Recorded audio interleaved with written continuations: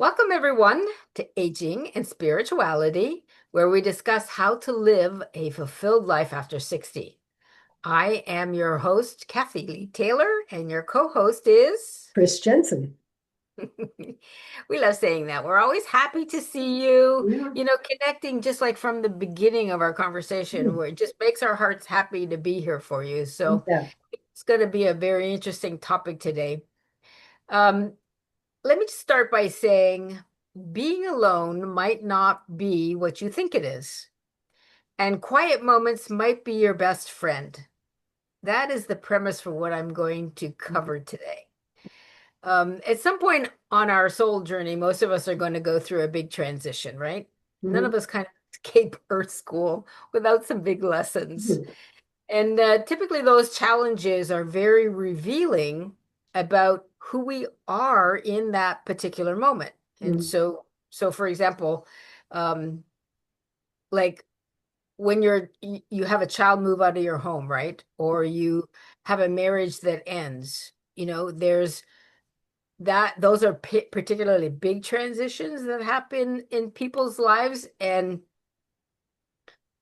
when those things happen, there's a feeling that you get when you're in your house, and I'm thinking about you when you got divorced and you were actually out of your house for the first time, but it's a moment when you realize that your house got really quiet. Yes.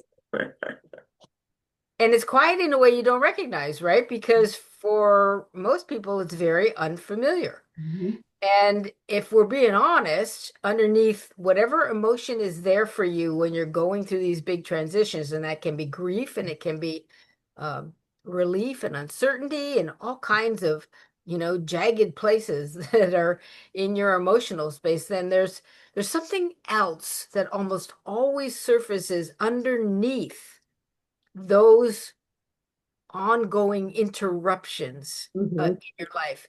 And that question is that it's typically a question. And the way I framed it was, whose company am I in right now? Whose company am I in right now? Not who do I wish was here, not who used to be here, but it's a re-examination of who is here now Yeah. because something has changed. Mhm. Something deeply in your being has emerged and is trying to merge with its questioning. Yeah, when you mentioned, when I got divorced and my daughter and I had moved into a condo, and I said something about our family, and she said, "We don't have a family." I said, "What do you mean we don't have a family?" And she said, "Two people isn't a family," meaning me and I her. Oh, that was like Yeah. I got that from my son too. Like, yeah, I Yeah, know. and we had to talk about that a lot, but it also caused me to feel, a lot of what was going on there Of course. because I was Yeah. so wrapped up in everything that was happening, so Shame and guilt and all those things. And the everything. funny part is only one other person. No, I know, I know. Two's not, three's okay. That's a family, but not two. That too, right? I know kids are great. Anyway, I wanted to give you an example of somebody I know told me recently a story I really hadn't been able to shake. She said her husband had asked for divorce after 20 years of marriage, and out of everything she could have told him, this is what she said. She said, I didn't just lose him. I lost the one person I could talk to about how broken I feel. Oh, oh, I right, and I really sat with that yeah, as a person that's on my own a lot. I thought about her words because on the surface it sounds like grief, yes, and for me it felt like underneath that there was something much deeper being revealed. And yeah, it wasn't just that she had lost a relationship. It was that she lost the only place she had learned to go with oh, herself, with yeah, herself, right? And so I think a lot of us are kind of living inside that exact dynamic often, and we don't even realize it because we've been taught that relationship means another person, right? You're in relationship here. So there's another person there, a partner, a best friend, someone who holds space for us and reflects us back and helps us kind of make sense of ourselves, right? Isn't that what a relationship's about? They're usually is in yoga, we always say they're a mirror. They're a mirror for what's going on in our world. So we build our emotional worlds around that. We invest in it, we depend on it, and we often define ourselves through it. And when that alignment we've created, that either shifts or disappears, we don't just feel alone, we feel untethered. Yeah. Yep. Untethered, that's such a great word. Hmm. So now here's the part I want to gently challenge you, the listener. Think about this. What if you are never not in a relationship? What if you are never not in a relationship? Right now, as you're listening to this, you're in a relationship with your body. You're either listening to it or you're not. You're in a relationship with your thoughts. You're either believing them automatically or maybe you're witnessing them. You're in a relationship with your past. You're either reliving it or beginning to separate from it. And most importantly, these are just examples, but most importantly, you are always in relationship with yourself. That's the one that doesn't come and go. That's the one relationship that's been there through every version, trial, challenge of your life. So have you ever asked yourself, what is that relationship like? Because that one definition really is the spiritual journey that we're talking about, right? What is that relationship really like? There's a quick yoga story I'll share. Uh, Please. this guru said he has these two devotees, and they want to become his devotees. And so he sends them both out into the woods. And I don't remember what he told them to do, but there's something they had to do where nobody was looking. And so the one guy comes back and he did it. He said, I found a place, there's nobody around. The other guy came back, he said, I couldn't do it because there's just no place where no one was looking. And he's the one that the guru accepted because his self, his authentic self, was looking. Ooh, there you go. That's a great story. Perfect story for there. Yeah, so because for most of our life, and if I'm being honest about myself, who I was wasn't something that I had consciously built, right? I mean, it was something that I inherited because, as it's true for most of us, Mhm. um, we're influenced at a very young age by our environments. And for me personally, that environment was permeated by an underlying sense of being a victim. It didn't feel dramatic. That Mhm. uh, might have been easier to figure out as I got older, but being disempowered, it became normal as a child. It was just the way things were. You just accepted it, right? Mhm. That's why it took me so long to question um, why it felt so familiar to be disempowered all the time, Mhm. right? I Right. mean, I always felt like, oh, I gotta work harder than everybody else. And nobody's coming to save me, you know? So I Mhm. don't know how many times I heard that one. So everything was on me, you know. I wasn't taught how to connect with other people's. I wasn't taught how to ask for help. So it was a, pretty stressful way to grow up because I was carrying everything on myself all the time while feeling powerless at the same time. That's like the definition of stress. But Yes. but really what I didn't understand then is that it wasn't just a mindset, and this is an important distinction for those who believe that they can just change their thoughts and the healing will automatically happen. My body had learned that state of being. Yeah. It it knew it on a very deep level. And there was a constant tension running underneath everything in my life. I was carrying stress, and my shoulders right now are going, yeah, I feel it. I can feel it like just piling up in my upper shoulders. But my system was, always a little bit on edge, a little bit braced. That's what it feels like to be in survival mode. That's how a lot of people who feel disempowered because they don't have money. They're always in that constant state of survival, being prepared for the worst that could happen next, Yeah, even when nothing's happening. yeah, yeah, You know, you're always on that being prepared for the worst that could actually happen. But because when I look back at what me as a person, because I was like high functioning, hard worker, I was athletic, I was disciplined, and I felt like I could override all this. No, no big deal. I could handle it. And from mm, the outside, most of the time, it looked like I had it together. But internally, yeah, I didn't know how to come down from that state. yeah, I yeah. did not. I was never not stressed on some level. And I'm only realizing that in the last few years, Mm, how much my body carried and yeah. was not able to let go of.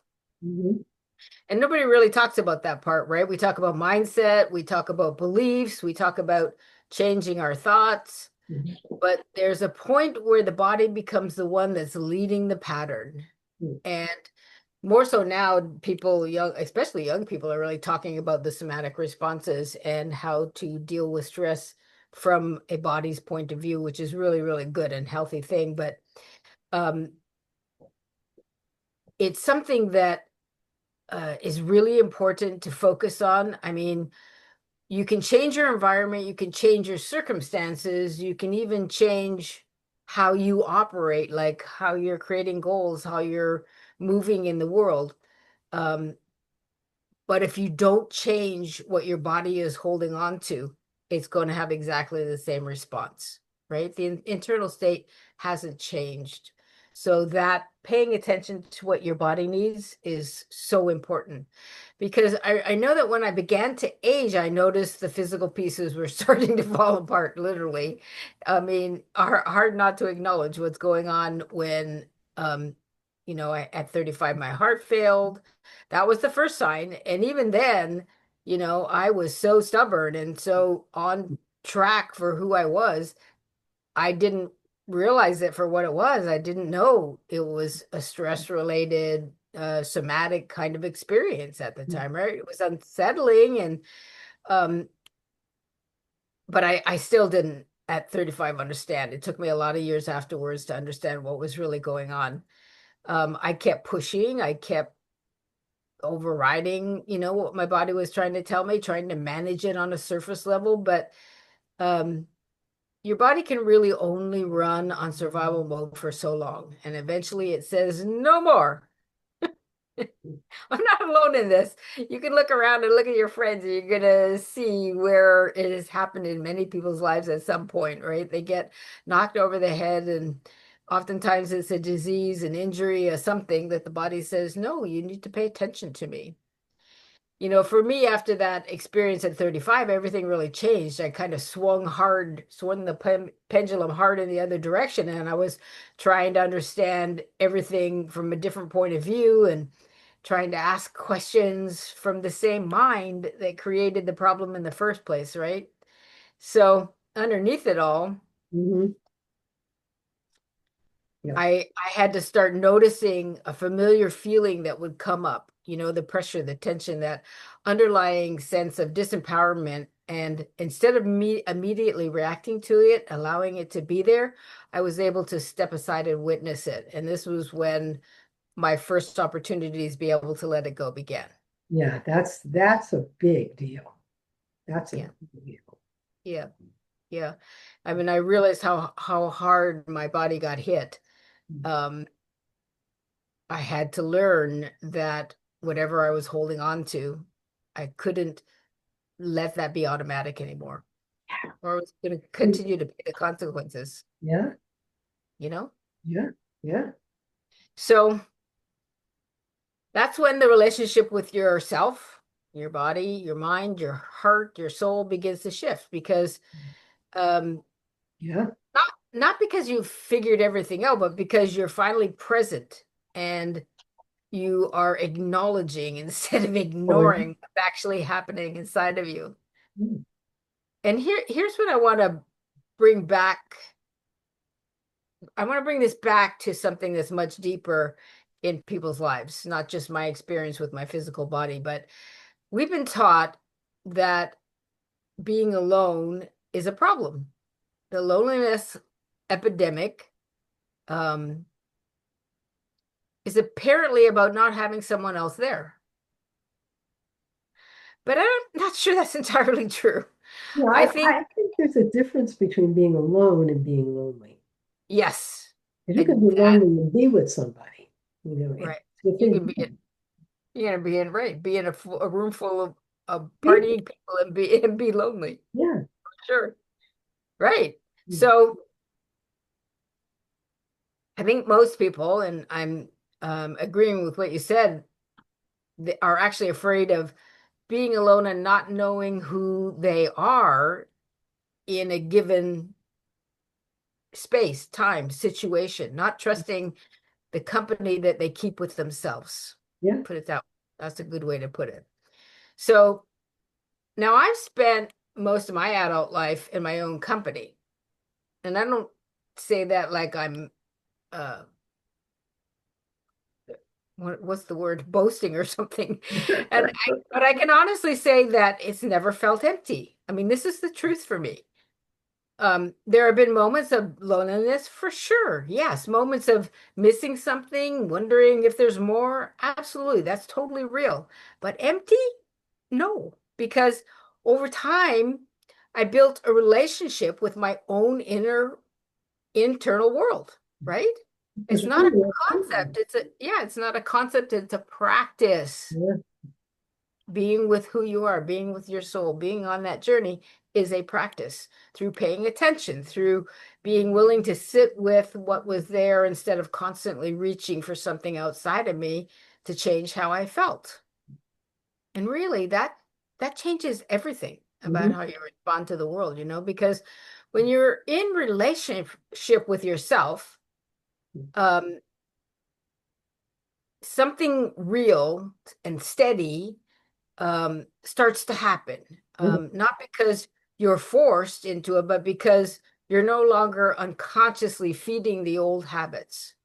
You're becoming someone new. And this is where aging starts to look very different, right? Getting older doesn't have to mean becoming more limited. Not if you stop running the same emotional patterns and reactions from your past, It's right? an open door in a way because we're not so locked down to what we think we should. Yes. We're, Y- Yes. I don't really care what other people think at this point in my life at all. That wasn't true when I was younger. Did you when you were younger? Is that something that changed for you? Um, when I was very young, I wanted to fit in. And then when I realized I was really different than everybody else, I relished being different, which was kind of the same thing. I was as eccentric as possible for a while. So, so I went through a lot of different things like that, Yeah, yeah, yeah, you know. yeah. And so, but I never was the kind of person that worried about what people thought of me. No, that was not. Good. You're not on social media now, right? That'll challenge you. No, I've never Yeah, been that person either. yeah, I somehow got out of that one at a very young age, yeah. but we were also raised in entirely different environments than Yes, the we kids were. We were. Yep. totally different worlds. Yep. So the question for you, listener, becomes, what have you practiced so consistently that your body now believes it is who you are? Mm, yeah. This is a good question, right? I'm going to say it again. What have you practiced so consistently that your body now believes it's who you are? Yeah. And when you get an answer to that question, if you're not getting one right now as you're listening to us, go and take that question, and maybe into your meditation or when you're sitting next time, and just throw the question out from your third eye and wait for a response, right? And then ask yourself, is that something I really want to continue carrying forward with me? Depending on what that is. Because, you know, if you want to change, you want to notice the life that is happening inside of you right now. That's the first thing. Awareness is always the first step. It Yeah. starts with catching the moment where your body reaches for something familiar or familiar feeling Hmm. and gently choosing not to follow that, you Yeah. know, doing something different, Hmm. having a different response, interrupting that pattern, you know? So this is where you start to create new habits and Hmm. become a different person, you know, have little transformations that can add up to really big changes in your life, because the truth is you're never not in relationship, but the quality of that relationship is everything. Yeah. And when that shifts, your Yeah. life begins to shift with it. And whether you're by yourself or whether you're in a relationship with a person, Exactly. it's you, if you don't have that coming from inside, if you don't have that relationship with yourself, it's Yes. not going to be that good. That is the It's point good. of the whole talk right there. Yeah. Right there. You bring yourself to every situation, place, and thing that you are involved in. And that's the important part. Yep. You want to understand that intimately first. Mhm. So, if you find yourself in a quiet moment, in a space where something feels uncertain or unfamiliar, instead of immediately reaching out outside of yourself, just Mhm. pause for a second, right? Like, say you're feeling uncomfortable in your body from some reason, you saw a situation and you're feeling uncomfortable about it, right? Like, I witnessed somebody doing something to somebody and now I'm feeling really uncomfortable, right? That's because your body just got triggered. There's a memory. There's Mhm. something there that you need to take a look at and find out how it's affecting you. And is it maybe time to release it? Because typically when those things come up, it's an opportunity to let something go that you no longer need to be carrying around anymore, letting go of the baggage. So when you feel that uncertainty, unfamiliarity, uncomfortableness Mhm. around a person or a situation, something going on in your own life, something that you did yourself, right? There's all kinds of things that can trigger it.